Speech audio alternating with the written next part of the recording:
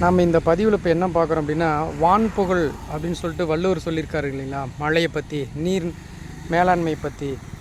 அதுதாங்க இப்போ சமீபமாக பருவகால மழை பெஞ்சிட்ருக்கு நாடு முழுக்க. அந்த அடிப்படையில் நான் வர்ற வழியில் ஒரு அழகான ஒரு ஓடை அல்லது ஆறு அப்படின்னு சொல்லலாம். இந்த ஆறு அழகாக தண்ணி போயிட்டுருக்கு. அது பக்கத்துலேயே அப்படியே பாருங்கள், ஒரு அழகான ஒரு குளம் சின்னதாக இருக்குது. அந்த குளத்தில் பாருங்கள் எவ்வளோ அழகாக மலர் பூத்து இருக்குது பார்த்தீங்களா. இந்த மலர் இது என்ன மலர் அப்படின்னு பார்க்குற உங்களுக்கு எல்லாம் தெரியுமா?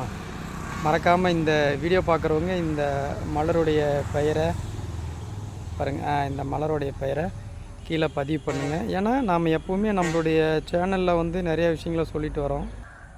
பாருங்கள் எவ்வளோ அழகாக இருக்குது. அதனால தான் ஆசைப்பட்டு இப்போ நம்ம இதை எடுத்துகிட்ருக்கோம்.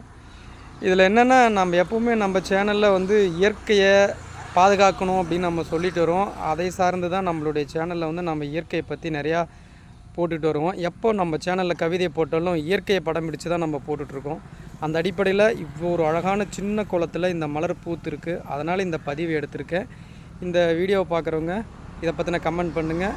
இந்த வீடியோ பிடிச்சிருந்தால் லைக் பண்ணுங்கள், ஷேர் பண்ணுங்கள். மறக்காமல் நம்ம சேனலை சப்ஸ்கிரைப் பண்ணுங்கள். நன்றி, வணக்கம்.